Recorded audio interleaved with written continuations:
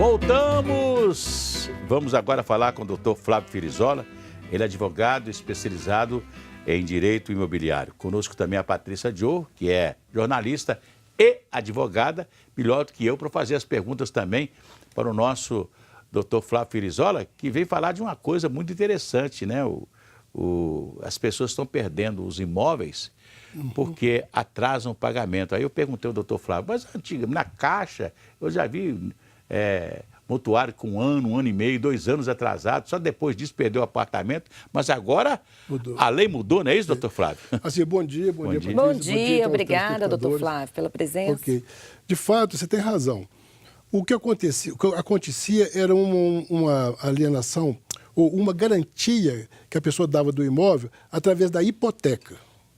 Mas, como o nosso Poder Judiciário, a nossa justiça é lenta, morosa, e os bancos, os agentes financeiros, eles, dado o poder econômico e até político deles, o que eles fizeram? Pensaram, ora, a justiça é lenta, vamos dar um jeito de tirar a justiça fora da julgada. Então, criaram a lei da alienação fiduciária, que é a lei 9.514, pela qual o devedor fiduciante, ele atrasou a prestação, que aí pode ser mas normalmente o contrato estabelece.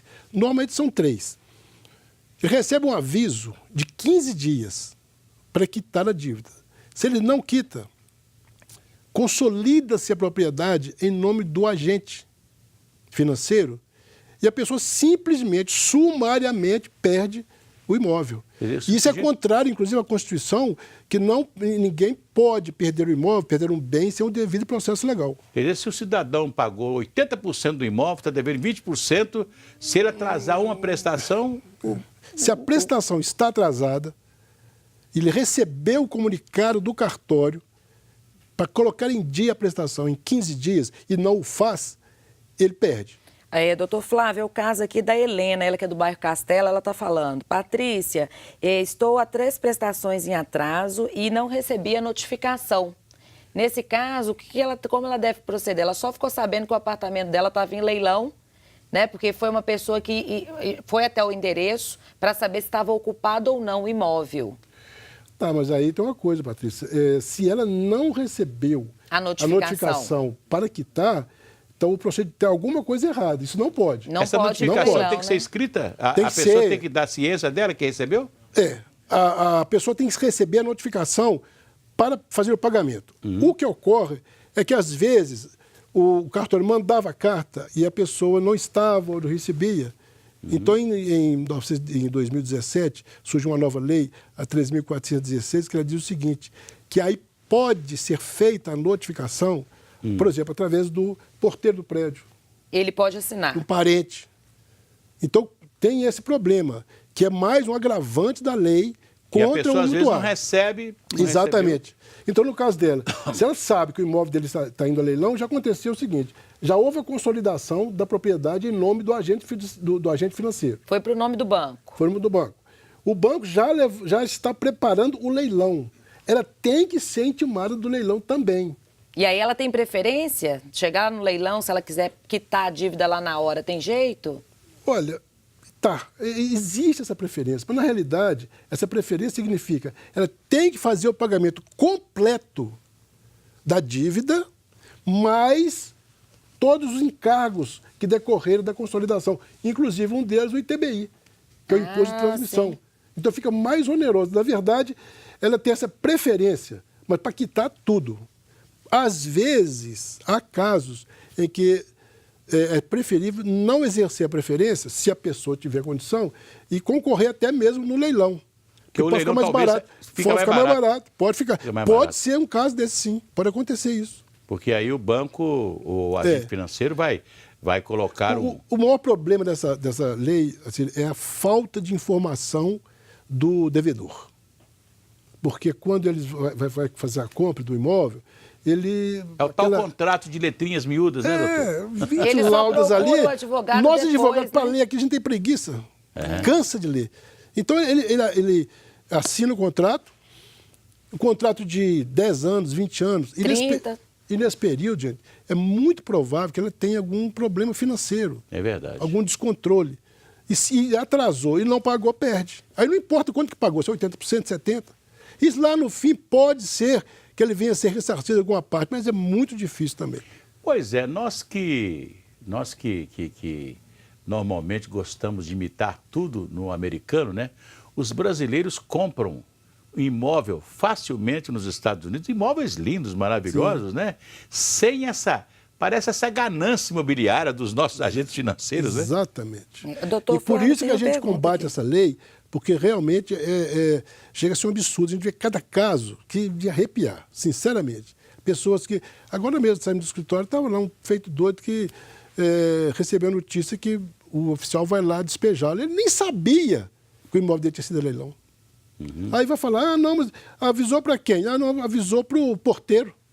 Parece que, doutor Flávio, parece que na Caixa Econômica Federal, que é o principal agente financeiro de imobiliário do Brasil, parece que eles têm uma certa condescendência, ou essa lei, eles já estão também entrando nessa validade dessa lei? Assim? Não, tá. Todos os agentes financeiros, eles adotam a lei e executam a lei à risca. O que acontece na Caixa, e nós tivemos uma audiência na semana passada, é o seguinte, ela faz tudo, consolida a propriedade. Depois, ela diz para o mutuário, olha, não interessa para a gente tomar seu imóvel, vamos renegociar. Negociar. Só que aí a renegociação fica mais pesada ainda. Então, na verdade, não há, ou principalmente no momento atual, que o comércio imobiliário, o mercado imobiliário está fraco, não é muito interesse, às vezes, pegar o imóvel de volta. Porque está difícil vender. Então, o que acontece? Igual essa senhora aí. O que ela deve fazer? Procurar o agente financeiro para ver exatamente o que está acontecendo. Para negociar, né? Exatamente. Aí tentar. Porque banco, eles são gananciosos mesmo, mas o banco trabalha com tempo e dinheiro. Então, o tempo para ele não é problema. Vamos renegociar e aí pode ser, então, nesta hora, mesmo que o Poder Judiciário não intervenha na consolidação, ele pode intervir preventivamente, evitando um desgaste maior, um prejuízo maior ou uma injustiça maior. E quer dizer que não adianta o mutuário, o devedor, entrar na justiça num caso desse, porque ele já assinou transferindo o imóvel dele para o banco em caso de atraso. Então, aí que tá. Adianta sim. E ele deve fazer, ele deve se orientar. Todos que têm financiamento pela alienação fiduciária devem se prevenir, tomar um cuidado e para não ficar inadimplente. Mas se tiver algum problema, ele deve procurar a instituição, o banco, para tentar uma negociação preventiva ou mesmo o advogado.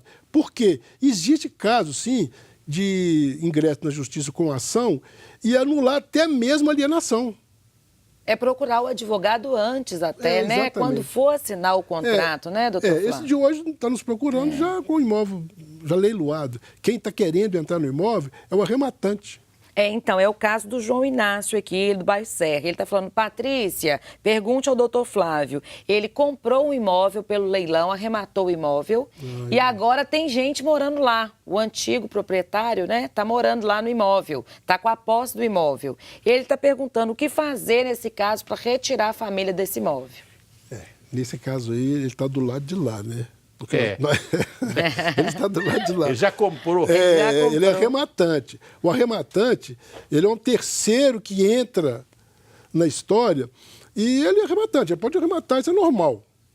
Acontece que ele vai chegar no imóvel e encontrar uma família, que às vezes nem sabe o que está acontecendo. Só fica sabendo que você tem que ser despejado, porque eu comprei o imóvel, eu agora sou dono. E a lei é tão protecionista dos bancos que até o momento do leilão você não precisa da justiça. Não precisa da justiça, né? Nada Agora, de o ajuizar. arrematante precisa. E tem que entrar com ação de reintegração de Quer posse. dizer, o banco já resolveu o problema dele, já resolveu recebeu o problema. dinheiro, agora A lei falou, o banco Agora, já tirou o banco da jogada? quem Então, comprou que se vire. Então tá respondido, João Inácio. Ação de o que tem que despejo, fazer né? é uma ação de reintegração de posse. Reintegração de posse. Que no fim é a mesma coisa, né? Tem que despejar a pessoa. Vai despejar. de todo jeito, né? E às vezes o arrematante, ele simplesmente fez uma arrematação normal. Outras vezes, tem muita gente que até vive de arrematações, faz excelentes negócios. Porque tivemos um caso, por exemplo, da pessoa que até esse caso que eu estou querendo dizer aqui, não é da compra do imóvel, porque tem outro problema na lei, que é pior ainda. É quando você dá um imóvel seu em garantia. Sei. Então você vai no banco, toma um empréstimo e te oferece o imóvel para o banco. Isso é hipoteca? Não. Aí Não? é por alienação fiduciária Alienação também? Só que aí você não está comprando imóvel, você está dando imóvel em garantia, que fica pior para ele. Porque esse caso que eu vou dizer, a pessoa tinha um lote de 150 mil, pegou 80 mil reais de empréstimo, começou a construir, os 80 mil era pouco, ele estava entusiasmado e gastou 250. Aí ele ficou apertado, não pagou a prestação. O que foi para leilão? Foi para leilão o lote.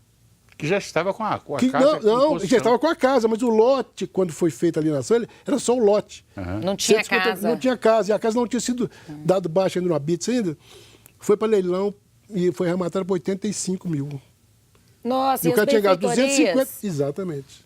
Então, nesse caso, esse arrematante, ele fez um excelentíssimo negócio, né? Excelente. Claro. Tem gente que só vive disso, né? E, infelizmente, isso acontece muito. É outra distorção da lei, né? Aliás, doutor Flávio, perto da minha casa tem um prédio, me parece de 8 andares. Já está há 3 anos, por aí, uns 3 anos, prontinho para receber morador. Até hoje não se vendeu um apartamento. Será que esses compradores já estão sabendo dessa nova lei? Porque o cara não conseguiu vender um apartamento até hoje em 3 anos? O mercado está muito ruim, né, ultimamente, para venda de imóvel. Mas eu até não acredito que seja por isso, não, porque se o comprador, ele se informar, ele pode negociar e também, principalmente, se prevenir. O Rômulo aqui do bairro São Gabriel, ele está falando, vou casar em junho e quero saber como devo proceder para financiar um apartamento. Pergunte ao doutor Flávio, o que eu devo observar antes de assinar o contrato? O financiamento, com certeza, vai fazer por alienação fiduciária. Então, ele está adquirindo um apartamento. Nessa operação, até que os juros não são tão elevados. O que ele precisa saber é o seguinte, quanto tempo que ele vai ter que arcar com as prestações, o tempo do financiamento, e ele fica a tomar cuidado, porque ele tem que ter ciência, eu não posso atrasar. Se eu tiver algum problema financeiro no período de pagamento, eu tenho que me prevenir. Doutor Flávio, nosso tempo acabou. Né? Felizmente, o assunto é palpitante, as pessoas se interessam muito pelo problema imobiliário no Brasil. Quero agradecer a sua presença. Quer deixar um telefone? Assim, nós temos lá o WhatsApp, que é o 99554-3403. 99554-3403. E o e-mail é o atendimento@alienaçãofiduciaria.com.br. Muito obrigado pela sua presença, eu que agradeço, Patrícia. Muito obrigado. Muito obrigado. Obrigada Uma a você. boa tarde para todos. Amanhã estaremos aqui de volta. Até já. Até amanhã.